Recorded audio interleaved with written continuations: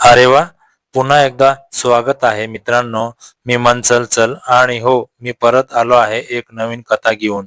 पण यावेळी कथा रोमॅन्टिक, थोडीशी गोड, पण एवढी खरी की तुम्ही म्हणाल, अरे देवा, आपल्याच गावातलं वाटतंय. नाव आहे विटलेल्या सावल्यांचे गाव.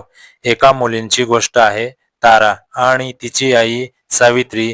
जिच्याशी बोलत गेलं नाही ती कायम शांत राहिली. पण एक दिवस शांततेचा बांध फुटतो. ही कथा म्हणजे तो बांध फुटण्याचा क्षण आहे. कधी एखादी भावनिक सिनेमासारखी, कधी एखाद्या चित्तथरारक सत्य स्टोरी सारखी. मला विश्वास आहे की ही कथा तुम्हाला शेवटपर्यंत बांधून ठेवेल. मग काय, सुरुवात करूया. ताराळगड महाराष्ट्राच्या पश्चिम घाटात वसलेलं होतं. साताऱ्यापासून जवळपास 45 किलोमीटर अंतरावर गावाचा रस्ता अरुंद, वळणावळणाचा आणि पावसाळा संपल्यावर इथं थंडी लवकरच पाय पसरायची. कधी कधी तर नोव्हेंबर संपायच्या आतच इथला पारा 3-4 अंशावर जायचा. गारठ्याची ही सुरुवात म्हणजे एक वेगळीच काव्यात्मक बीक होती. ढगांची आभाळ, डोक्यावर तरंगत धुक्यांची चादर सकाळी उशिरापर्यंत जमिनीवर पसरलेली असायची. अशा या ताराळगडात एक घर होतं, भास्कर कुलकर्णींचं. हे घर गावाच्या टोकाला डोंगराच्या कुशीत. घराला एक छोटं अंगण, अंगणात एक जुनी बेलाची वेल. दगडी बैठक. या घरात भाड्यानं राहायची सावित्री, तिची मुलगी कावेरी आणि सावित्रीचा नवरा रघुनाथ. पण रघुनाथ नोकरीनिमित्त कॅनडात होता. कॅनडा तेजस्वी स्वप्नांचा, पांढऱ्या बर्फांचा लोणच्यासारखं थंड असलेलं देखणं अंतर. रघुनाथ तिथल्या मॅपल टेक्नॉलॉजीज या कंपनीत सॉफ्टवेअर इंजिनियर होते. पगार चांगला, संधी भरपूर, पण ते स्वप्न होतं अंतराच्या सोबत. ते जाताना म्हणाले होते, 2 वर्षात येतो, घर बांधतो, कावेरीला चांगलं शिक्षण देऊ. पण जातानाच हात हलवण्याचा क्षण जसा जसा मागे सरकत गेला तशी तशी कावेरीची आठवणही हळूहळू कॅनडाच्या बर्फात हरवून गेली. फोन यायचे, कधी आठवड्यातून एकदा, कधी महिन्यातून, पण सावित्री आणि कावेरी मात्र दररोज त्यांची वाट पाहतात. सावित्री गावापासून 15 किलोमीटर दूर असलेल्या प्रगती टेक्सटाईल या कापड गिरणीत काम करायची. ती रोज सकाळी 6 वाजता उठायची, कावेरीसाठी डब्बा बनवायची, चहा करायची, मग 10 किलोमीटर सायकलने प्रवास करून फॅक्टरीत पोचायची. संध्याकाळी 6 वाजता परत यायची. अंधार पडायच्या ती यायची, कारण तारणगडाचे रस्ते एकटीला सुरक्षित नव्हते. कावेरी ही त्यांची एकुलती एक मुलगी. 21व्या वर्षी पदार्पण करताना ती दिसायला अगदी सरळ, गोरा रंग, रेशमी केस आणि डोळ्यात एक स्वप्नाळू निरागसता. तिला अभ्यासाची आवड होती, पण संधी कमी. शिक्षण फक्त 12वी पर्यंत झालं होतं, कारण गावात महाविद्यालय नव्हतं आणि आईला एकटीला पाठवायची हिंमत व्हायची नाही. तरीही कावेरी गावातल्या 2-4 लहान मुलांना इंग्रजी, गणित शिकवायची. त्या बदल्यात घरांसाठी काही रक्कम मिळायची. पण तारणगडातील सगळ्यात मोठं दुःख होतं एकटेपणा. भास्कर कुलकर्णी या घराचे मालक. ते गावातील एक हुशार पण धूर्त व्यक्ती. वयाची 50, दिसायला साधे, बोलायला गोड, वागायला डावे. ते गावाच्या छोट्याशा सहकारी बँकेत काम करत होते. त्यांच्या बायकोचं नाव उषा. उषा ही सावित्रीची बालमैत्रीण. दोघी एकत्र शाळेत शिकल्या होत्या. पण उषाचं लग्न भास्करशी झाल्यापासून ती पूर्णपणे बदलली होती. ती शांत, दबकी आणि भास्करच्या सावलीत राहणारी बनली होती. भास्कर सुरुवातीला सावित्रीच्या कुटुंबाला खूप मदत करायचे. रघुनाथ गेल्यावर तर ते दोघेच सावित्रीचा आधार बनले. ते म्हणायचे, सावित्री, तू काळजी करू नकोस. तुझा नवरा परदेशात आहे, पण तू आमच्या घरात राहतेस. तू आमच्या बहिणीसारखी आहेस. हे ऐकून कावेरीलाही आनंद व्हायचा. ती उषा काकूवर खूप प्रेम करायची, पण भास्कर काकांकडे ती आधाराने पाहायची. पण हळूहळू भास्कर येऊ लागले. सुरुवातीला आठवड्यातून 2दा, मग दर दुसऱ्या दिवशी, शेवटी जवळजवळ रोजच ते येताना. सोबत कधी फळं, कधी मिठाई, कधी कावेरीसाठी वह्या या पुस्तक आणायचे. सावित्रीला ते आवडायचं, कारण भास्कराशी येण्याचे तिचा एकटेपणा हरवायचा. ती उशिरापर्यंत त्यांच्याशी गप्पा मारायची. कधी कधी तर कावेरीलाही त्या गप्प्यामध्ये बसवायची. तिला वाटायचं, खरंच आमचे नशीब चांगलं की असे लोक आमच्या आयुष्यात आहेत. त्या वर्षी हिवाळा लवकर आला. तारणगडात धुकं इतकं घनदाट यायचं की सकाळी 10 वाजलेपर्यंत 10 फुटावरची माणसं दिसायची नाहीत. थंडी अंगावर काटा आणायची. असंच एका धुक्याच्या सकाळी घडली ती पहिली चूक. तो शनिवार होता. सावित्री फॅक्टरीत नव्हती. शनिवारी निम्मा दिवस असायचा. सकाळी 7 वाजता कावेरी उठली तर तिने पाहिलं, आई किचनमध्ये चहा करत होती. तिचा चेहरा सामान्य होता, पण कावेरी कशानं तरी बेचैन होती. ती तयार झाली. 10 वाजेपर्यंत तिने 2 मुलांना ट्युशन शिकवलं. दुपारी मग ती पुन्हा घरी आली तेव्हा पाहिलं, घरात भास्कर काका बसलेले आहेत. उषा काकू सोबत नव्हती. ते एकटे झाले होते. कावेरीला ते जरा विचित्र वाटलं, पण तिने मनातल्या मनात बाजूला केलं. भास्कर म्हणाले, कावेरी, तू किती मोठी झालीस ग? कधी लग्नाचा विचार केलाय? कावेरी लाजली. नाही काका, अजून नाही. सावित्री मात्र, आधी तिचं शिक्षण पूर्ण करू द्या, मग पाहू. भास्कर हसले. होय होय, पण काळही पहा. चांगला मुलगा सापडला तर विचार करा. कावेरीला वाटलं, काका खरंच हिताचे आहेत. पण त्या रात्री कावेरीला झोप येईना. रात्रीचे 2:30 वाजले होते. थंडी एवढी की ब्लँकेट गुंडाळूनही शहारा यायचा.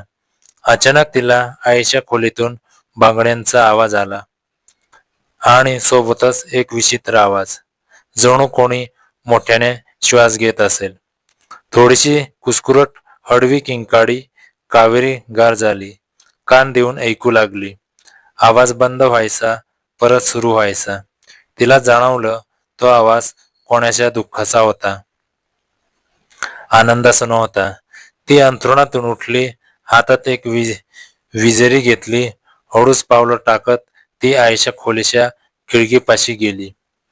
खिडकी मात्र बंद होती, पण पडद्यातून एक कोपरा सैल होता. कावेरीने डोकावलं. पुढचा क्षण तिच्या आयुष्यातील सर्वात भीषण क्षण होता. आई सावित्री अर्धवस्त्र आणि तिच्यावर भास्कर काका. तो घृणास्पद नृत्य चाललं होतं. कावेरीला उलटी आली. ती भिंतीला टेकली. तिला काही दिसेना. डोळे ओले झाले. ती पळून गेली आपल्या खोलीत. अंथरुणात शिरून ब्लँकेट ओढून घेतलं. कमरेतून हात तिला काट्यासारखे बोचत होते. ती बराबर डोळे मिटून झोपच नाटक करू लागली. तिला ठाऊक होतं, आता हे सत्य कोणासमोर मांडता येणार नाही. दुसऱ्या दिवशी सकाळी 7 वाजता सावित्रीने कावेरीला हलवलं. बेटा उठ, तुझी ट्युशनची मुलं येतील. कावेरीने डोळे उघडले. तिने पाहिलं तर भास्कर काका आईच्या खोलीतून बाहेर पडत होते. त्यांचा चेहरा शांत होता. सावित्रीही शांत होती, पण तिची नजर ओली होती. डोळ्यांखाली काळी वर्तुळ. कावेरीने विचारलं, आई, काका रात्री इथे होते का? सावित्री जवळपास घाबरली. अरे ना, ते काल संध्याकाळी आले होते उषासोबत, पण उशीर झाला म्हणून इथेच झोपले. कावेरीला खरं माहीत होतं, पण तिने काही बोललं नाही. त्या दिवसापासून कावेरीची झोप हरवली. ती रात्र जागत असे. खोलीच्या दारात कान ठेवून ऐकत असे. भास्कर काका येण्याचे दिवस वाढले होते.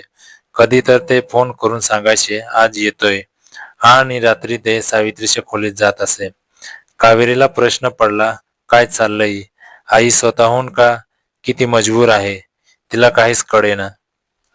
एक रात्री तिने धीर केला.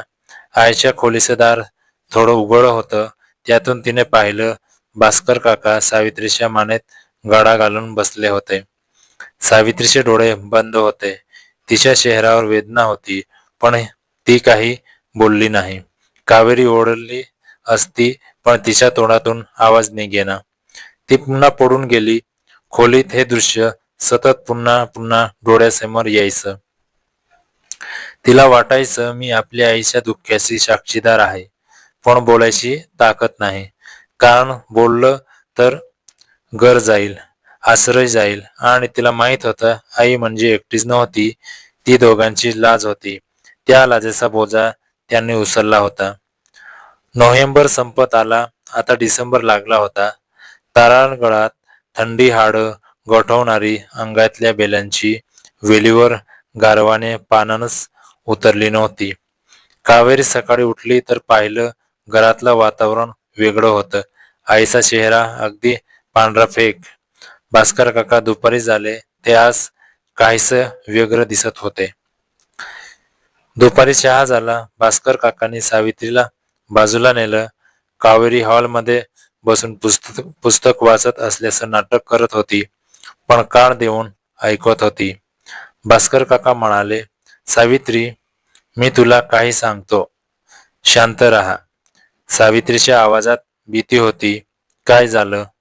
भास्करांनी हातात एक पत्र काढलं. हो, रघुनाथचं हे पत्र आलंय. पोलिसांनी तिला अटक केली. सावित्री गार झाली. अटक कशासाठी? भास्कर म्हणाले, त्यांच्या कंपनीत फसवणुकीचा घोटाळा झालाय. त्यांच्यावर आरोप आहेत. मला माहित आहे तो निर्दोष आहे, पण यासाठी वकील हवा. कॅनडाचा खर्च प्रचंड आहे. किमान 20 लाख रुपये लागतील. सावित्रीचे पाय खाली जमिनीवर रुतले. 20 लाख? माझ्याकडे तर अगदीच 2 लाख रुपये असतील. भास्करांनी कुलूपबंद हात केला. मी करू शकतो मदत, पण अटीवर. सावित्रीचा चेहरा ओसरला. कोणत्या अटी? भास्कर किंचित हसले. सावित्री, तुला माहित आहे की मी तुझ्यासाठी काही करू शकतो, पण मला आठवड्यातून 2 रात्री तुझ्या संगतीचा हक्क हवा. आधी मी उषाला सांभाळत होतो, आता आपण दोघे. समजलं ना? सावित्री रडू लागली, पण नकार दिला नाही. कावेरीने हे सगळं ऐकलं. तिचं हृदय तुकड्या तुकडं झालं. तिला वाटलं ही माझी आई आहे, जी आपल्या नवऱ्यासाठी स्वतःचा अपमान सहन करते. मी काहीच करू शकत नाही. मी अजून लहान आहे. त्या दिवसापासून भास्कर काका अधिक उद्धट होऊ लागले. दिवसा आईशी वाईट बोलू लागले, रात्री मागणी करू लागले. कावेरीला त्याचा तिरस्कार वाटायचा, पण ती गप्प राहायची. तो डिसेंबरचा 3रा आठवडा होता. रात्रीचे 9 वाजले. अचानक गाडीचा आवाज. घरासमोर एक काळी सिडान उभी राहिली. भास्कर काका उतरले. त्यांच्यासोबत एक अनोळखी माणूस होता. तो जरा तरुण होता, पण डोळ्यात क्रूरता. त्यांचं नाव होतं सौरभ. तो भास्करचा व्यापारी मित्र. शहरात ट्रान्सफरचा व्यवसाय करायचा. भास्कर आत आले. सावित्री, हा माझा मित्र सौरभ आज रात्र इथं राहील. सावित्री घाबरली. पण माझ्याकडे एकच अतिरिक्त खोली आहे, ती तर कावेरीची. आणि दुसरी. भास्कर हसले. तो तुझ्यासोबत राहील. मी कावेरी सोबत. सावित्रीला जमीन निघाली. नको, माझ्या मुलीला हात लावू नकोस. भास्करचा आवाज कठोर झाला. सावित्री, तुझ्याकडे 10 दिवस आहेत. एकतर 20 लाख दे, नाहीतर मी तुला व तुझ्या मुलीला रस्त्यावर उतरवतो आणि पोलिसात तुझ्यावर वाईट संबंधाचा गुन्हा दाखल करतो. तुझी हरकत नाही चालणार. सावित्री गप्प बसली. रात्रीचे 10 वाजले. कावेरी तिच्या खोलीत होती. तिने आईच्या खोलीतून आवाज ऐकले. सुरुवातीला गप्प, मग हसणं, मग विचित्र सुस्कारे, मग ओरडण्याचे हळवे सूर. कावेरी उठली. तिने हळूच आईच्या खोलीचा दरवाजा उघडला. पाहिलं सौरभ आणि भास्कर दोघेच सावित्रीजवळ. सावित्री रडत होती. तिने कावेरीकडे पाहिलं. तिच्या नजरेत विनवणी होती.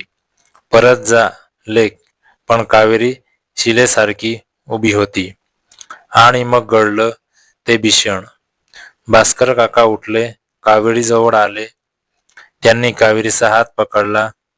तू सुद्धा आता मोठी झाली आहेस. कधी बाबांच्या मैत्रिणीची मुलगी म्हणून प्रेम केलं, पण आता कावेरीने जोरात हात सोडवला, पण भास्करने तिला आत ओढलं. सावित्री मोठ्याने ओरडली, पण सौरभने तिला दाबून धरलं. कावेरीला वाटलं हा शेवट आहे, पण एकदम दारावर जोरात ठोठावणी झाली. कोणीतरी मोठ्याने ओरडलं, भास्कर कुलकर्णी, दार उघडा. भास्कर घाबरला. दार उघडलं तर समोर उषा होती. उषा काकू. तिच्या हातात एक मोबाईल होता आणि ती रेकॉर्डिंग करत होती. सगळं ऐकलं पुरे झालं. मी पोलिसात जातय, भास्कर म्हणाले. उषा, तू वेडी झालीस का? उषा म्हणाली, तू मला 10 वर्ष घरात कैद ठेवलंस, आता बाहेर पडतय. मी सावित्रीची मैत्रीण आहे. तिचा गुन्हा नाही, तुझा गुन्हा आहे.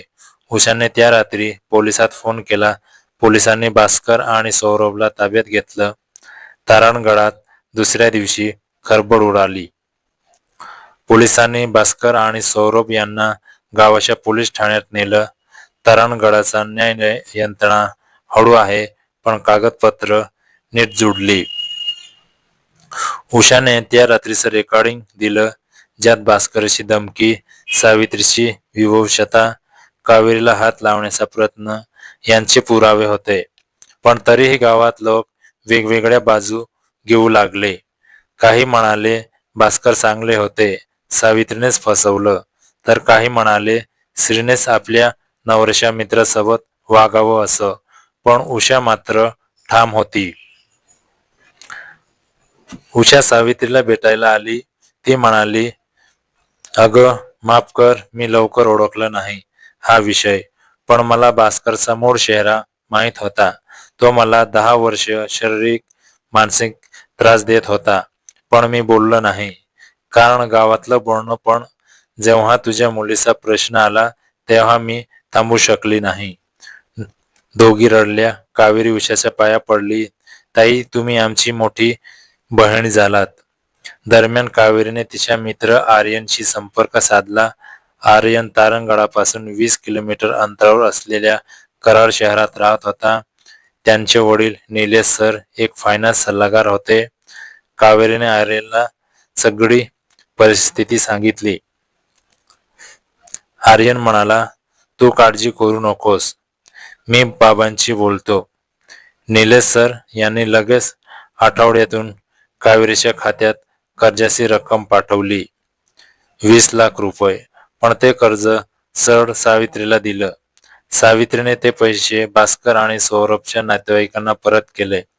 भास्करने पैसे घेतले, पण न्यायालयाने त्याला सूट न दिल्याने तुरुंगातच राहावं लागलं. तारणगड सोडवण्याचा निर्णय सावित्रीने घेतला. तिने सरकारी गृहनिर्माण योजनेत कराडजवळ एक छोटं घर घेतलं. उषा मैत्रीण देखील तिथेच शिफ्ट झाली. उषाने गावात छोटी शिवणकामाची शाळा सुरू केली. सावित्रीने तिला मदत करायला सुरुवात केली. कावेरीने कराड महाविद्यालयातून प्रथम वर्षाचं BA सुरू केलं. रघुनाथ यांना कॅनडामधून न्यायालयाने निर्दोष सोडलं. ते 6 महिन्यांनी परतले. सत्य समोर आल्यावर ते तुटले, पण त्यांनी कावेरीला हात दिला. मी चूक केली बेटा, मी दूर राहिलो. कावेरी हसली. बाबा, आता आपण सगळं एकत्र आहोत, हीच मोठी गोष्ट आहे. 2 वर्षांनी कावेरी BAच्या शेवटच्या वर्षात होती. तिने एक छोटं ब्लॉग लिहायला सुरुवात केली, श्रीची हुंकार या नावानं. ती लिहित असे, प्रत्येक स्त्री ही आधी आई असते स्वतःची. आईने जर स्वतःसाठी उभं राहिलं नाही तर मुलगी तिला उभी करू शकते, पण त्यासाठी सत्य बोलण्याचं साहस हवं.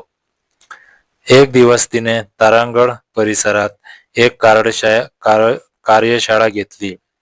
या कार्यशाळेत सावित्री आणि उषा ही सोबत होत्या. सावित्री पहिल्यांदा स्टेजवर उभी राहिली. ती म्हणाली, मी स्वतःचा अपमान सहन केला, कारण मला वाटलं मी तुटलेली आहे.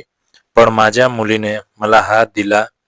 तिला आज म्हणायचंय, जर तुम्ही अशा परिस्थितीतून जात असाल तर शांत राहू नका. बोला. लोन येईल, घर जाईल, पण तुमची प्रतिष्ठा गेली तर ती परत येत नाही. त्या दिवशी हजारो लोकांनी टाळ्या वाजवल्या. अनेक स्त्रिया पुढे आल्या.